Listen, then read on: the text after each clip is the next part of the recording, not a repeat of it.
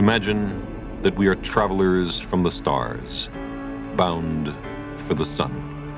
We would discover it surrounded by 4 giant, cloudy gas worlds, blue Neptune and its frozen moon Triton. And then, farther in, Uranus and its dark rings, made perhaps of organic matter.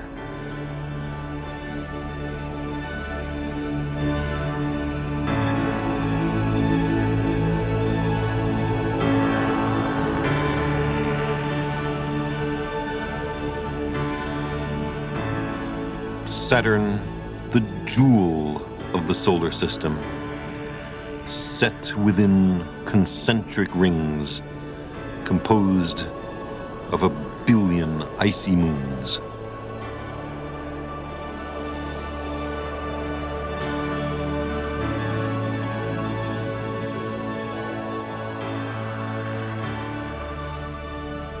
And finally, flanked by massive satellites, the largest planet, Jupiter. Its multicolored clouds studded with flashes of lightning.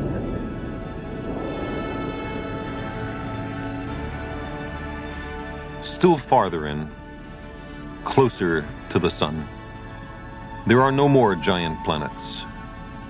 Only a host of lesser worlds made of rock and metal, some with a thin envelope of air. They huddle about the sun with almost no internal heat of their own. Tiny places with solid surfaces, one of which is a blue and pretty world called Earth. Half covered with clouds, it is the home planet of travelers who have just learned to sail the sea of space. To investigate close up Jupiter, Saturn, Uranus, and Neptune, its brothers and sisters in the family of the Sun.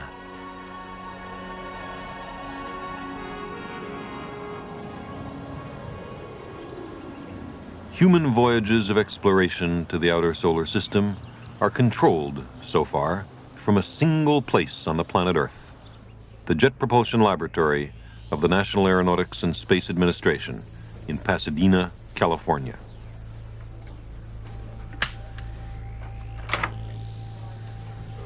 Here, on Sunday, July 8, 1979, the Voyager 2 spacecraft began its close passage by Jupiter and its moons. I think I just did. We have to call first. We have to call. Yeah, I think they will. General Science Systems. Are you ready with detailed status check? Yes, I am. The spacecraft had been instructed how to explore the Jupiter system by a sequence of commands radioed earlier to its onboard computers. Output power, 450 watts. Power is go at this time. DSE systems. DSE. Detailed status check. Okay, LACP mode is far encounter. We are at tick 210. The direction last recorded was reverse, and the track is track 1. Here we check how faithful an emissary Voyager is. Does it understand the commands? How is its health, its temperature, its brains, its heart? Yes, About 30 minutes, so they don't know if they're going to Space systems. Yeah, we just completed the detailed status check, and spacecraft is go following the ring plane crossing. The modern ships that sail to the planets are unmanned. They are beautifully constructed, semi-intelligent robots. Voyager's eyes are 2 television cameras designed to take tens of thousands of pictures in the outer solar system. Along with other instruments, they are mounted on a scan platform which points at passing planets. Voyager's brains are 3 integrated computers set amidships. It communicates with Earth through a large radio antenna mounted like a sail. Voyager bears a message for any alien civilization it may one day encounter in interstellar space. Its louvers open and shut to help control the onboard temperature. But Voyager cruises so far from the sun that it cannot depend on solar power. Instead, it has a small nuclear power plant, quarantined from the rest of the ship.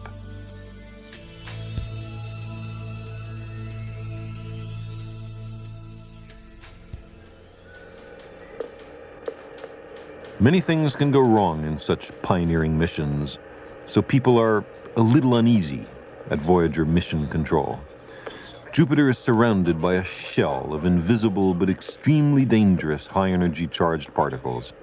If Voyager flies too close, its delicate electronics will be fried. A collision with a small boulder in the rings of Jupiter could send the spacecraft tumbling wildly out of control, its antenna unable to find the Earth, its data lost forever.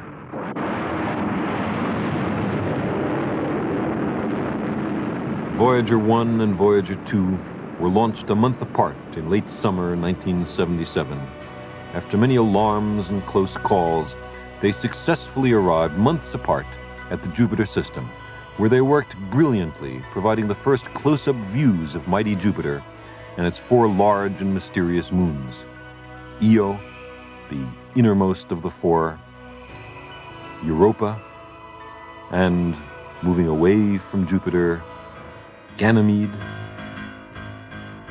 and the outermost big moon, Callisto. In a mission that cost a penny a world for every human on the planet Earth.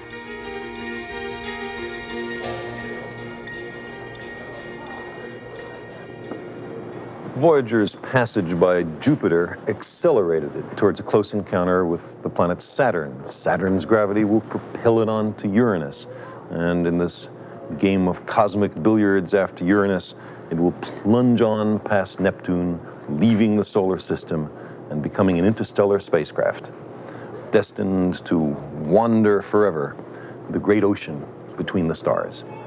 And if Voyager should, sometime in its distant future, encounter beings from some other civilization in space, it bears a message, a phonograph record, golden, delicate, with instructions for use.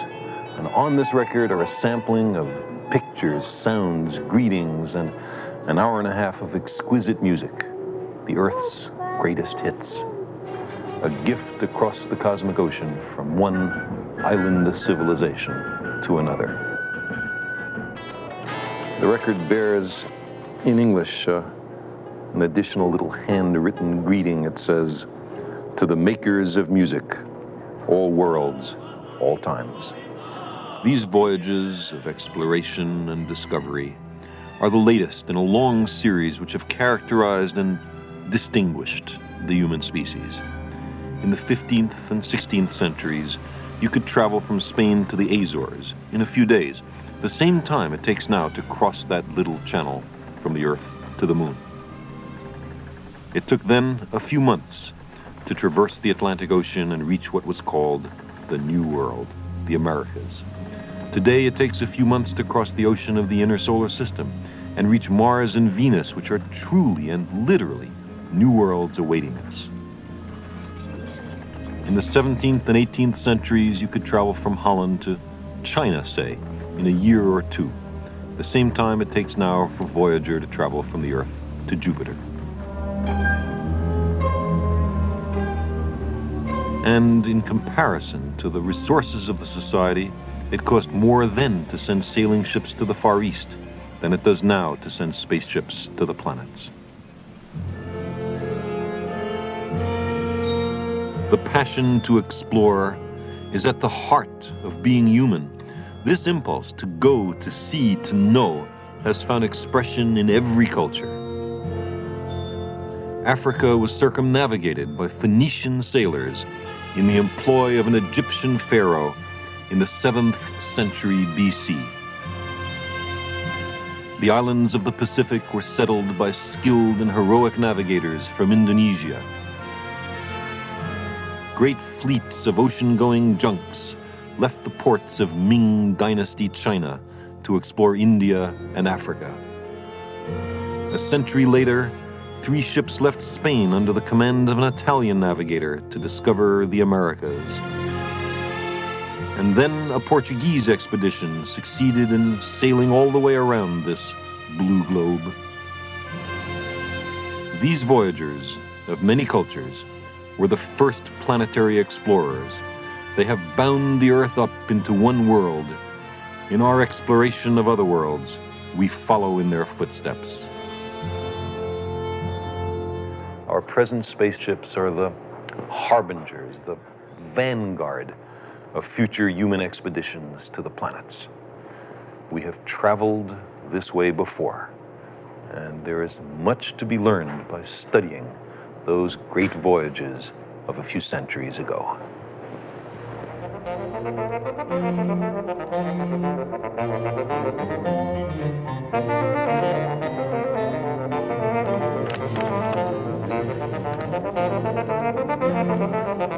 In the 17th century, the citizens of the new Dutch Republic pursued a course of vigorous planetary exploration. Holland was then a revolutionary society. It had just declared its independence from the powerful but stagnant Spanish Empire.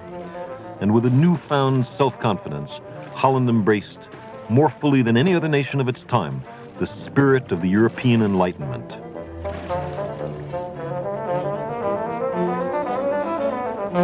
It was a rational, orderly, and creative society. But because Spanish ports and vessels were closed to the Dutch, the economic survival of the tiny republic depended on its ability to construct, man, and operate a great fleet of commercial sailing vessels.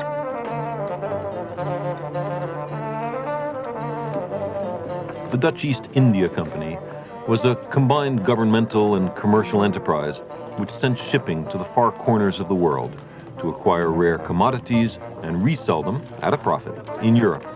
Such voyages were the life's blood of the Republic. Navigational charts and maps were classified as state secrets. Ships sometimes left with sealed sailing orders, the crews embarking for an unknown destination more than a year away on the far. These expeditions were not only commercial exploitations, although there was certainly plenty of that. Besides the usual appeals of ambition, greed, national pride, and the thirst for adventure, the Dutch were also motivated by a powerful scientific curiosity and a fascination with all things new. New lands, new peoples, new plants and animals.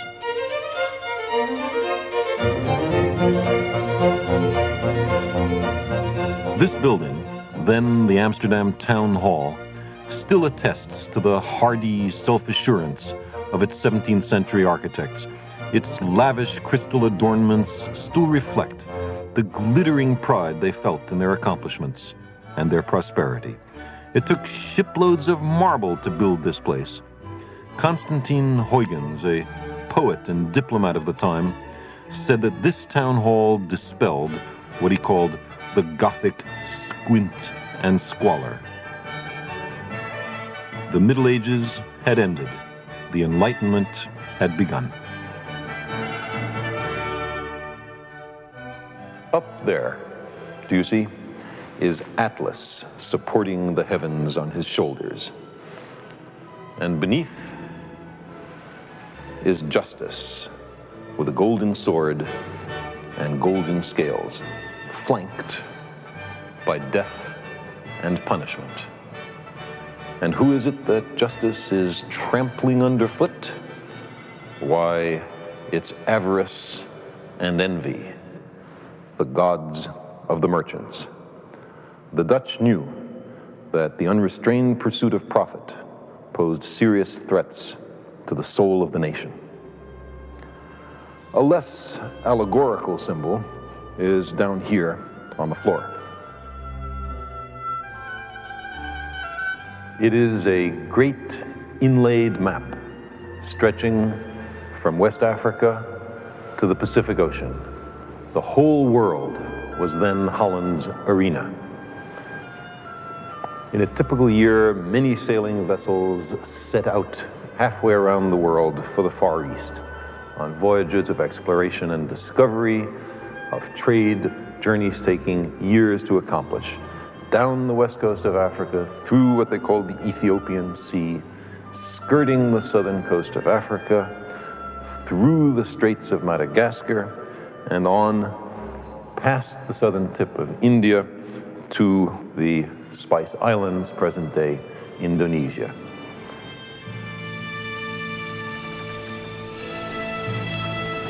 Another set of voyages went south and east to New Holland, later renamed Australia.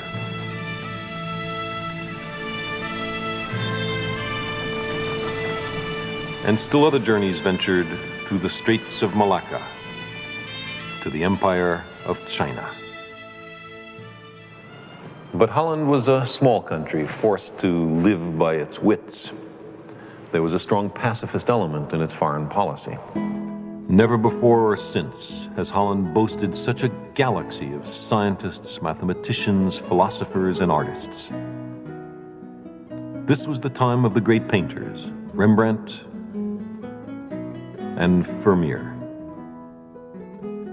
Because Holland was tolerant of unorthodox opinions, it was a refuge for intellectuals fleeing the thought control and censorship of other parts of Europe, much as the United States benefited enormously in the 1930s from the exodus of intellectuals from Nazi-dominated Europe.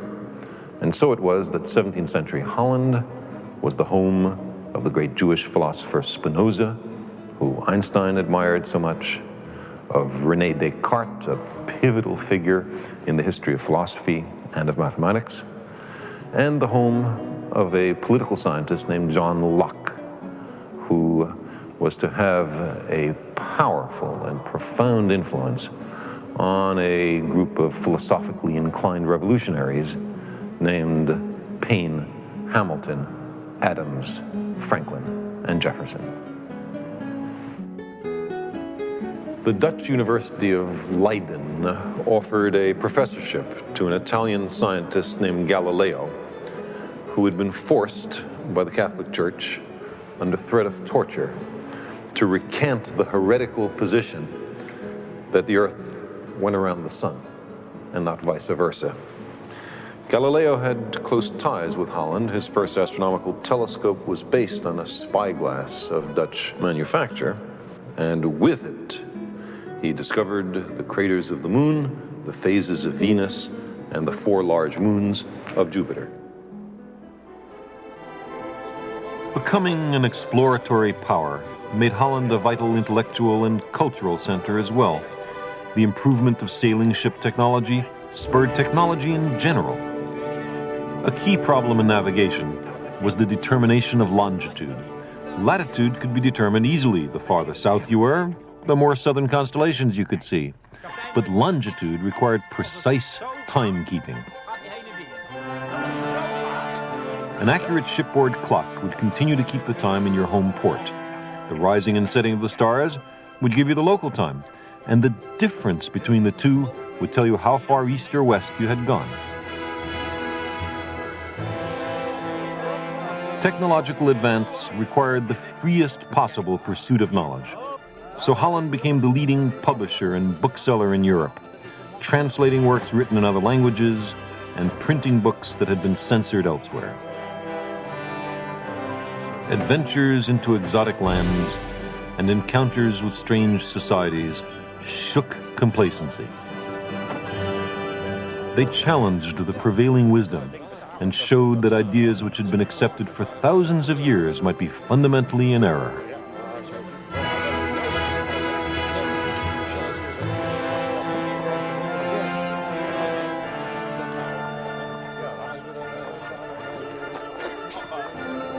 In a time when kings and emperors ruled much of the planet, the Dutch Republic was governed, more than any other world power, by the people.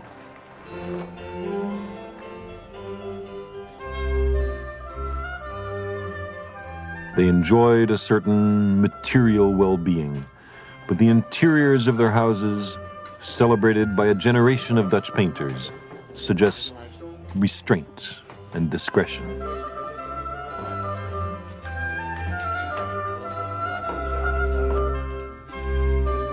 The officers of these ships of exploration and trade would return from their long voyages, share in the goods they had acquired, and discuss the wonders they had encountered.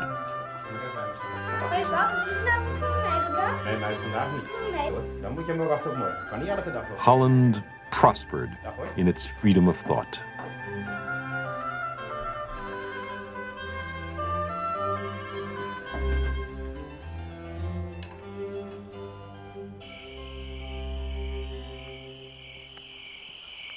In Italy, Galileo had announced other worlds. Giordano Bruno had speculated on intelligent life elsewhere. For this, they were made to suffer brutally. But in Holland, the astronomer Christian Huygens, who strongly supported both ideas, was showered with honors. Christian was the son of Constantine Huygens. The elder Huygens distinguished himself as a master diplomat of the age, a man of letters, a close friend and translator of the English poet John Donne.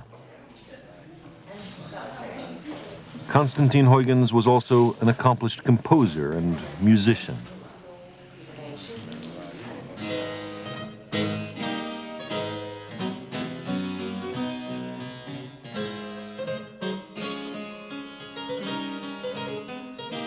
It was Constantine who had discovered a young painter named Rembrandt van Rijn, in several of whose works he subsequently appears.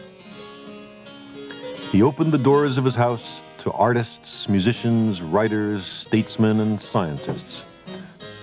A feast of goods and ideas from all over the world awaited them. The philosopher Descartes, who visited him here, said of Constantine Huygens, "I could not believe that a single mind could occupy itself with so many things and acquit itself so well in all of them." He even excelled at the art of parenthood. He was a tender and loving father. His son Christian flourished in this rich environment, demonstrating extraordinary talents for languages, drawing, law, science, engineering, mathematics, and music. "The world is my country," he said. "Science, my religion."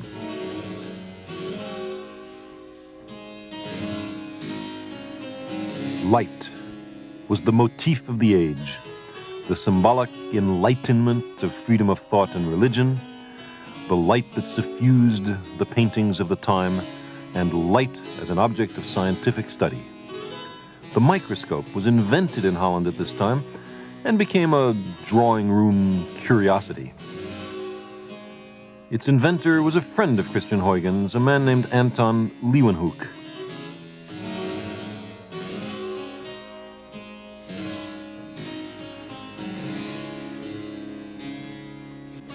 The first microscopes were developed from magnifying glasses used by drapers to examine the quality of cloth.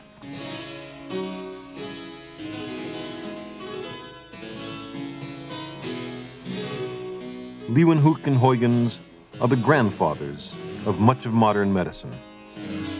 Because, to his amazement, Leeuwenhoek discovered the universe in a drop of water, the microbes, which he described as animalcules, and thought cute.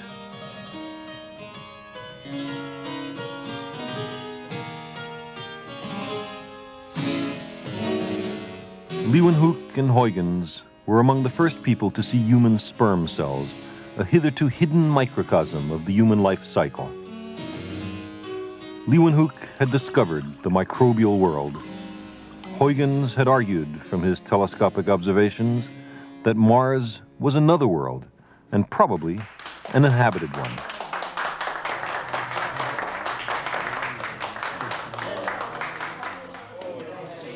What a waste of a planet, he thought, if Mars were barren. So the Viking search for microbes on Mars can be traced directly back to Huygens and Leeuwenhoek in 17th century Holland.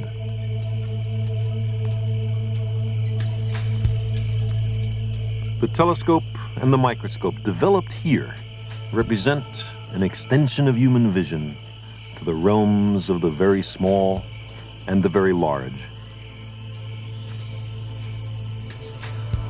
Our observations of atoms and galaxies were launched in this time and place.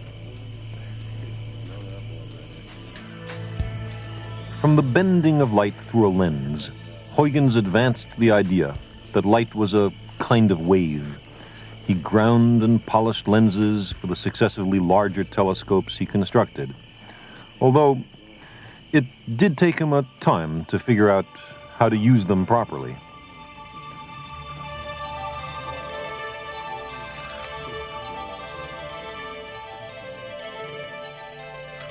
Huygens was the first person to see a surface feature on the planet Mars.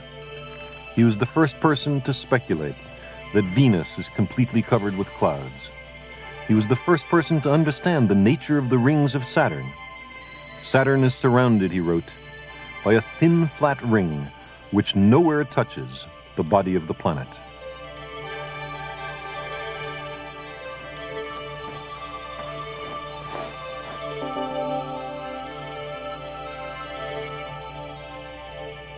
His discoveries with the telescope would by themselves have ensured his place in the history of human accomplishment.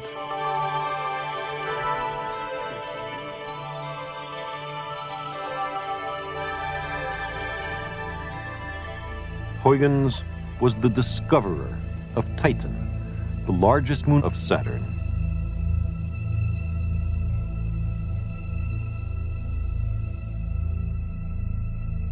The immense size and changing clouds of Jupiter entranced him.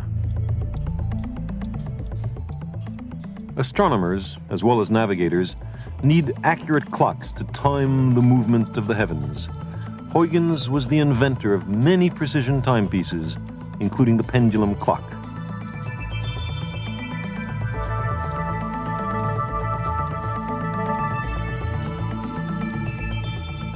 To illustrate the sun-centered universe of Copernicus, he built computers that reproduced the clockwork of the heavens from Mercury to Saturn.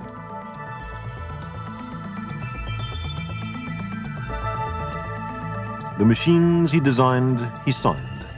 Christian Huygens, inventor.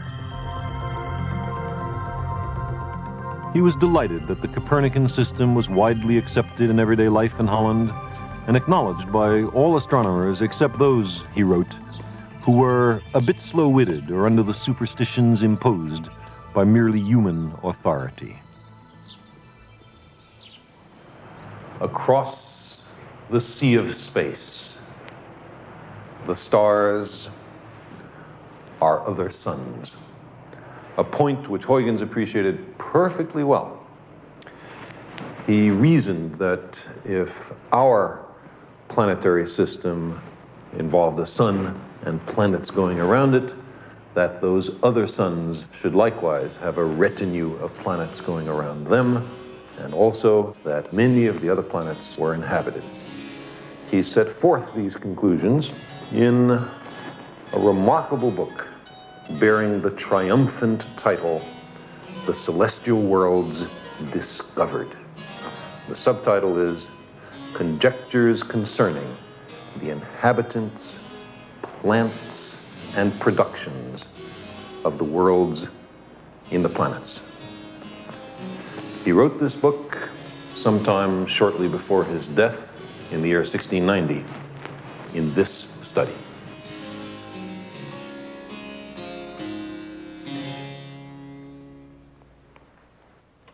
By and large, Huygens imagined that the environments of the other planets, and also the inhabitants of the other planets, were pretty much like those of 17th century Europe.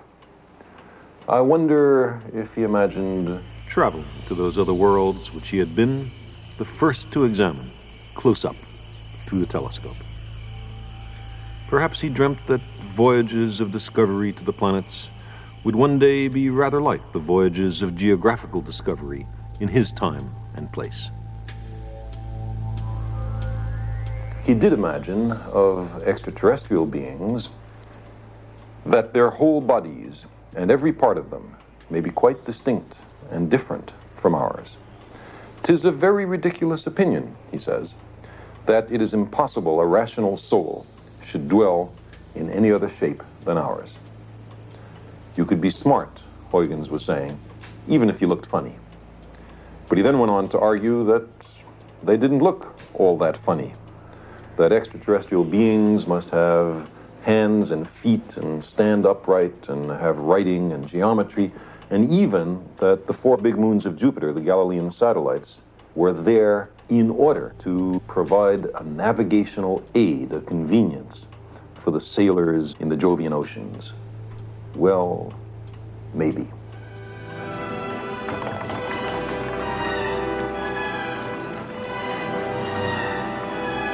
That bit of speculation is probably wrong, but think of a citizen of the 17th century with the courage and insight to imagine other landscapes and other intelligences.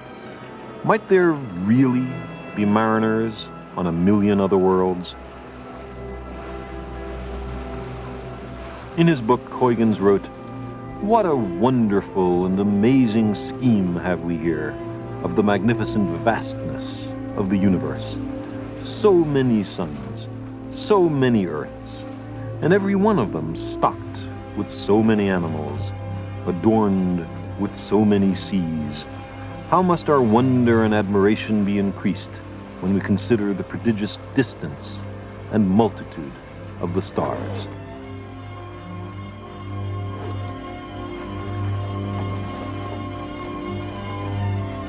The Dutch called their ships flying boats, and the Voyager spacecraft are their descendants, true flying boats, bound for the stars and on the way, exploring some of those worlds which Christian Huygens, a man from Earth, knew and loved so well.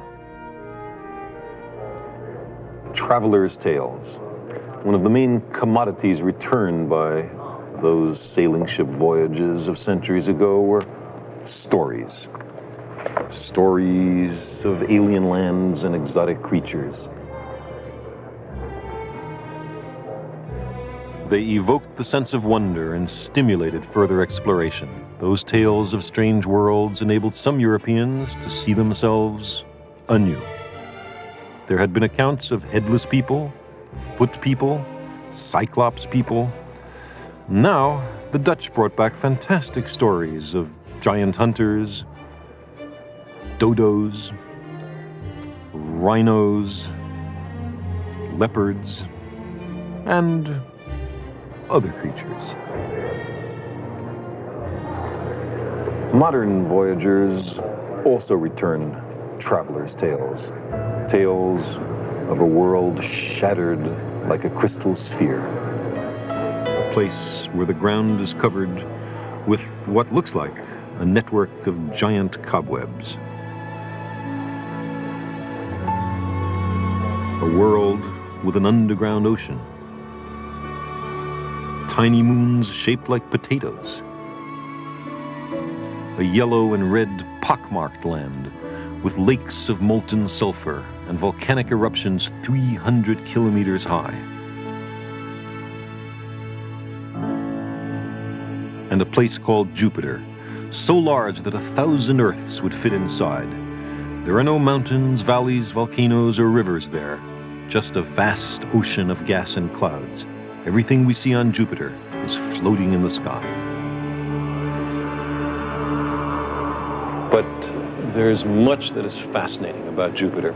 As the solar system condensed out of interstellar gas and dust, Jupiter acquired most of the matter that wasn't ejected into interstellar space and which didn't fall inwards to form the sun. Jupiter is made mostly of hydrogen and helium, just like the sun. And had Jupiter been a few dozen times more massive, the matter in it might have undergone thermonuclear reactions in the interior, and Jupiter would have begun to shine by its own light. Jupiter is a star that failed. Had it become a star, we would be living in a double star system with 2 suns in our sky, and the nights would come more rarely. Deep below the clouds of Jupiter, the weight of the overlying layers of atmosphere produce pressures which are much greater than any that are found anywhere on the Earth. The clouds are just this little layer here. The deep interior is this high-pressure place.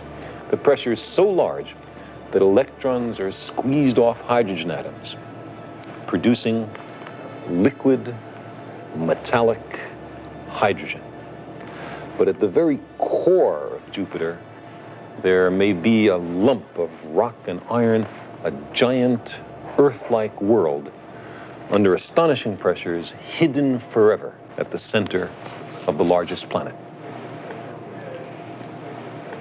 Just before Voyager encountered Jupiter, you could see that giant planet at night shining in the sky, as our ancestors have for the last million years.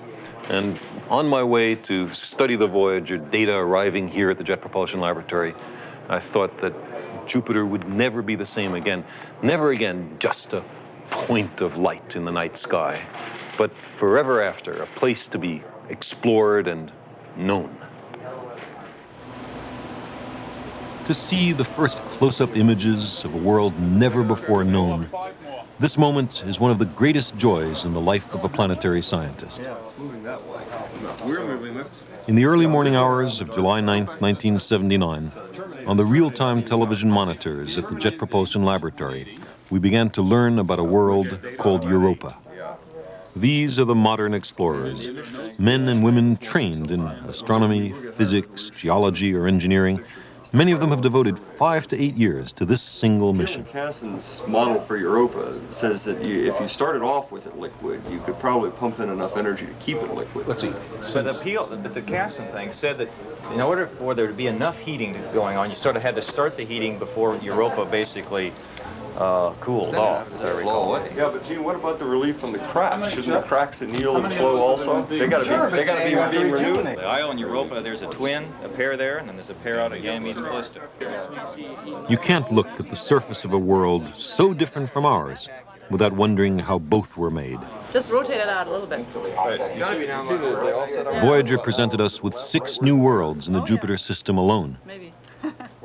The more you learn about other worlds, the better you understand our own.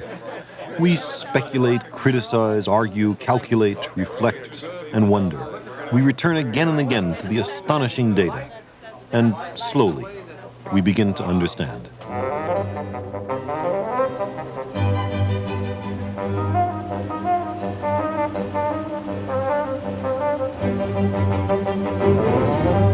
The Dutch sailing ships brought back rare and valuable commodities from the new worlds they visited.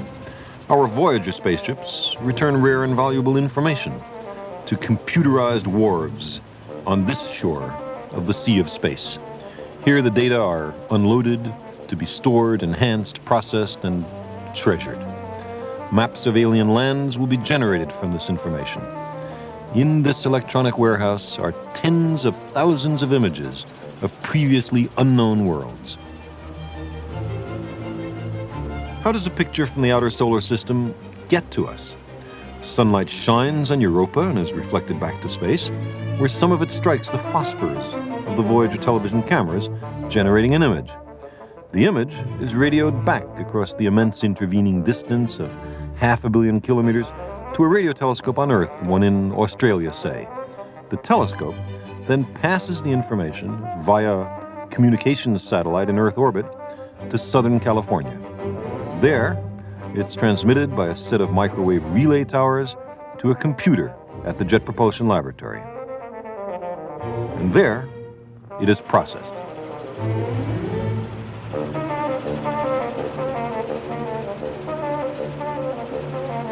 The picture is fundamentally like a newspaper wire photo, made of perhaps 1 million individual dots of differing shades of gray, so fine and close together that at a distance, the constituent dots are invisible. We see only their cumulative effect. The information from the spacecraft specifies how bright or dark each dot is to be. After processing, the dots are then stored on a magnetic disk, something like a phonograph record. By this day, there were already 11,000 pictures from Voyager 2 in our electronic library. Finally, the end product of this remarkable set of links and relays is a hard copy which comes out of this machine showing, in this case, the wonders of Europa, which were recorded for the first time in human history today. It is absolutely astonishing. See, Voyager 1 got very good pictures of the other 3 big moons, Galilean satellites of Jupiter, but not of Europa. It was left to Voyager 2 today to get the first close-up pictures of Europa, where we see things that are only a few kilometers across. And at first glance, it looks like nothing so much as the canal network of Mars that Percival Lowell imagined to exist on that planet. We see an amazing, intricate network of crisscrossing straight and curved lines. Are these straight lines ridges? Are they troughs? Is it connected with plate tectonics on the Earth? How does it illuminate the other satellites of the Jovian system? At this moment, the vaunted technology has produced something astonishing, but it remains for the limitations and cleverness of another device, the human brain, to figure it out. Fortunately, we have plenty of pictures to help us. What about Gene's idea of geysers down the troughs? Geysers down the troughs. Well, you got to have a mechanism to drive it. Larry Soderblom, Voyager imaging team. Some wild idea a few months ago that we might have sort of champagne bottle models, and what that is you seal the crust and you have liquid underneath that solid crust. The question is, do you have that kind of condition, which is an explosive? Lonnie Lane, deputy project scientist. Over a large area, and I thought you'd have enough resolution with some of these pictures that you don't see something that is spread laterally. Do we have the high-resolution piece to blow up? Yeah, it was here somewhere. There it is. There you go. Yeah. This is where we pick out the relief, and if we're going to see the things we can recognize. This is what I was Weeks looking after at the this pictures morning, from Europa were received, we were still debating what was in them. It's as if we almost got to the, here's another thing, look at the little mesas here. Yeah, very bright. We almost got to the limit of resolution required to see the craters which would last indefinitely on a crust this thin. Apart from the Rousseaus, there's a set of very fine, small dots, markings, which are mostly in the model terrain. Like those guys. Now, do you think those are sites of outgassing, calderas, fumaroles, solfataras? I don't know, but I'll tell you one thing I just picked up. Let's look at this. Yeah, all right. Look right here. It disappeared. Look right there. Look at that's you see the central peak? Yep. You see Even the a little hole. Yep, it's a. I don't see a radiant crater. I think it's got to be an impact crater. Look at the central peak on it. There's almost no impact craters on this planet. Well, wait. We just found one. Almost none. Therefore, finding one which is alleged to be the exception. No, maybe it's not the exception, but something else. Perhaps, but on the other hand, you asked about all those little holes that we can't quite make out. So you'd argue that the resolution limited on these. The big craters go away by some rheological deformation, and the little ones stay, but they're just at the edge of our resolution. That's because they're 1/10 the depth of the solid, the rigid crust. Well, maybe. Computer processing of the pictures has revealed at least a few features on Europa which seem to be impact craters, but something has wiped out the big craters. Computer processing also played a major role in one of the most amazing Voyager discoveries made on the moon next door to Europa, a world called Io. Even from Earth, we could tell that Io had a strange color. We knew that somehow sulfur had been removed from its surface and ejected into a great donut of gas orbiting Jupiter. Then, Voyager 1 sailed close to Io. There were a few places on Io which looked like the mouths of volcanoes, but it was hard to be sure.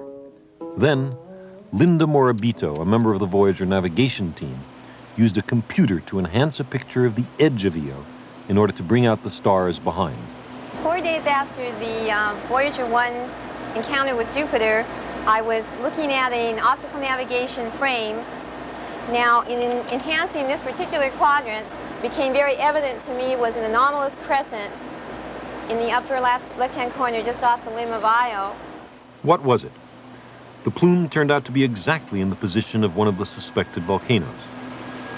So basically, we realized at that point that what we were observing was a volcanic plume, and in fact, a volcanic eruption. Voyager had discovered the first active volcano beyond the Earth. We then found that Io has many volcanoes. There are at least 9 intermittently active plumes and hundreds, maybe thousands of extinct ones. The plumes can eject sulfur and other atoms off Io altogether and account for the sulfur clouds surrounding Jupiter. Rivers of molten sulfur flow down the sides of the volcanic mountains and are the probable source of Io's distinctive colors. The volcanoes may be tapping some vast underground ocean of liquid sulfur beneath a surface that is only a few thousand years old. So far, in our voyages to the outer solar system, we humans have stayed home and sent our robots and computers to explore in our stead. Someday, perhaps, we'll go ourselves. But suppose, like those Dutch sea captains of the 17th century, the computers aboard Voyager could keep a ship's log. That log, a combination of the events of Voyagers 1 and 2, might read something like this. Day 1. After much concern about provisions and instruments, we successfully lift off from Cape Canaveral on our long journey to the planets and the stars.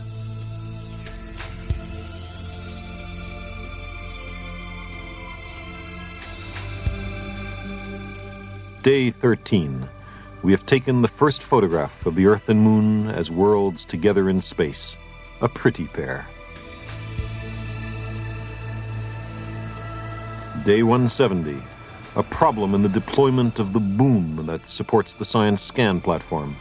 If the problem is not solved, we will be unable to take most of our pictures. Day 207. Boom problem solved, but failure of main radio transmitter. If the backup transmitter also fails, no one on Earth will ever hear from us again. Day 215. We cross the orbit of Mars and enter the main asteroid belt. Day 570. We can now make out finer detail on Jupiter than the largest telescopes on Earth have ever obtained.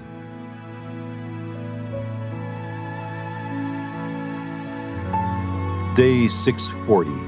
The cloud patterns are distinctive and gorgeous. No painter trapped on Earth ever imagined a world so strange and lovely. The white clouds are ammonia crystals, high and cold. We do not know the nature of the red-brown clouds.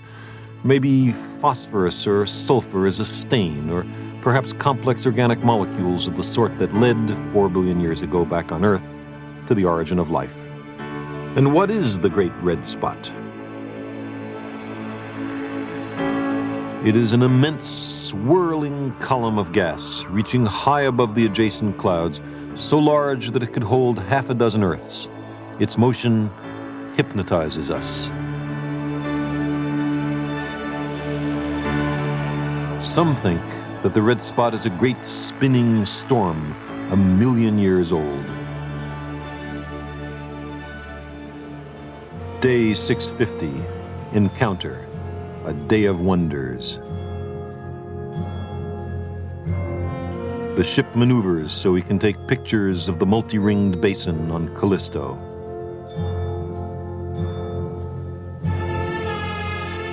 Images of the astonishing lined surface of Ganymede.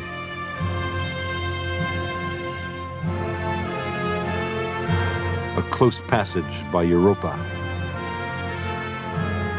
And a view of volcanic Io. We successfully negotiate the treacherous radiation belts and accomplish the ring plane crossing. Looking back, we marvel at the rings and see the sun emerge from behind the giant planet.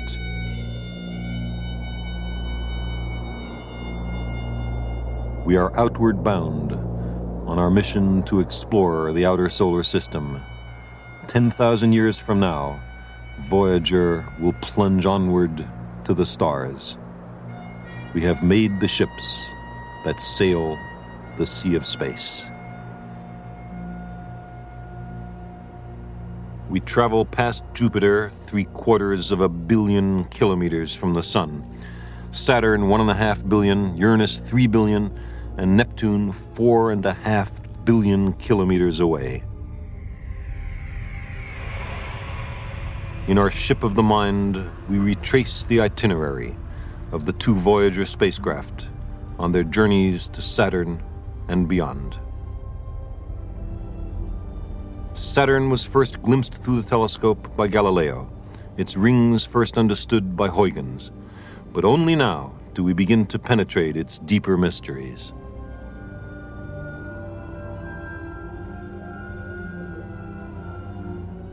Saturn is the second largest planet in the solar system. Like Jupiter, it is cloud-covered and rotates once every 10 hours. It has a weaker magnetic field, a weaker radiation belt, and a grand, magnificent, exquisite system of rings. The rings are composed of billions of tiny moons, each circling Saturn in its own orbit. The biggest gap in the rings is called the Cassini division, after the colleague of Huygens who first discovered it. There are many other gaps, each produced by the periodic gravitational tugs of one of the larger outer moons.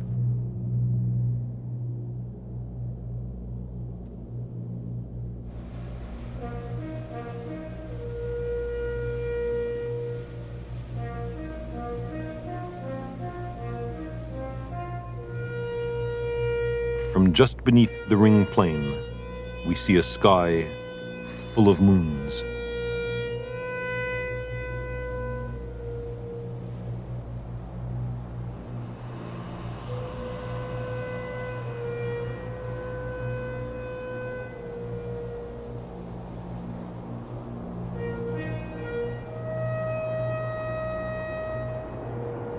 Within the rings, the individual moons become visible.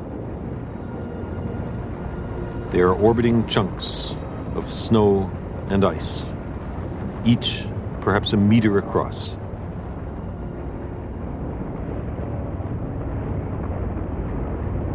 In young parts of the ring system, there has not been enough time for collisions to round the edges of these fragments, the snowballs of Saturn.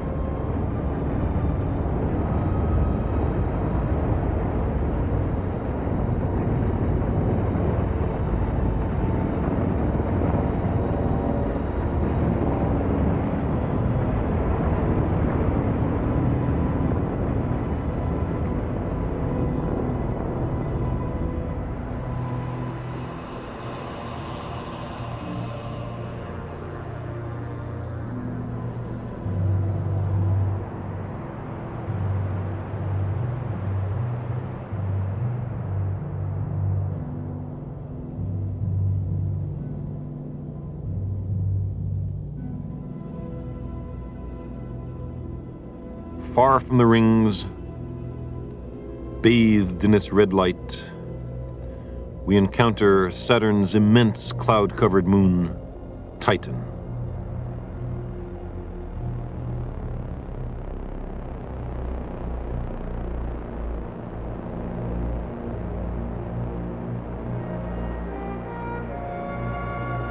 It has an atmosphere denser than that of Mars, and a thick layer of red clouds which are probably composed of complex organic molecules produced by solar ultraviolet light and other energy sources from the methane-rich air.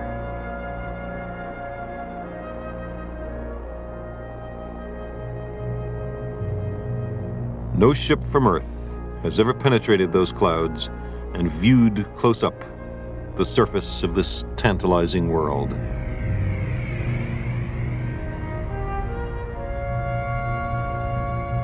It seems likely that the ground is covered, encrusted with organic molecules raining from the sky.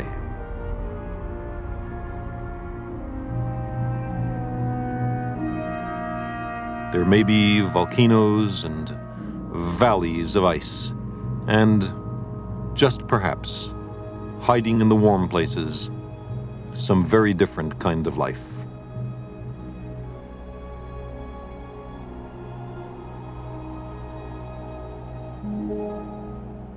Near an ice cliff of Titan, through a rare break in the clouds of organic molecules, we can see, looming and lovely, the ringed planet Saturn. It is a view that will still be appreciated centuries from now by our descendants, who will know it well as we have come to know Hudson's Bay and the Barents Sea, Indonesia and Australia and New York.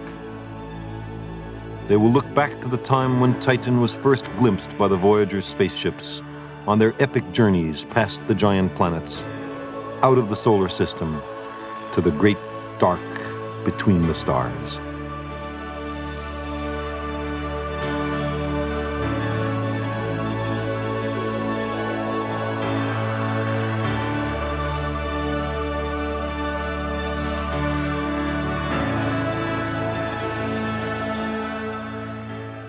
Since Cosmos was first shown, Voyager spacecraft have explored the systems of the planets Saturn, Uranus, and Neptune, and have now passed the outermost planets on their way to the stars. We inserted a flavor of those encounters in our captain's log, but with image processing, we've been able to reconstruct astonishing movies of some of these worlds. Here, for example, is Jupiter with its great red spot, and volcanic Io spinning before us. Icy Enceladus, a tiny moon of Saturn on much of which, somehow, the craters have melted. And Miranda of Uranus. Austere blue Neptune. Or consider Titan, the giant moon of Saturn. We've taken the nitrogen and methane in its atmosphere, irradiated it in the lab with electrons of the sort that are beamed at Titan from Saturn's magnetic field, and we make this stuff, which matches almost perfectly the observed properties of the Titan haze. What is it? It's a mixture of complex organic molecules. You drop some of the stuff into water, and among other things, you make amino acids, the building blocks of proteins. So the starting materials of life are raining from the skies of Titan like manna from heaven. I can't wait until the Cassini mission sends an entry probe through the organic haze of Titan to its enigmatic surface. The Voyager spacecraft rush on past the planets and to the stars, still returning data. As it left the planetary part of the solar system, Voyager 1 turned back to take one last portrait of the planets of the solar system. And one of those pictures was of the Earth, a tiny blue dot set in a sunbeam. Here it is. That's where we live. That's home. We humans are one species, and this is our world. It is our responsibility to cherish it. Of all the worlds in our solar system, the only one, so far as we know, graced by life.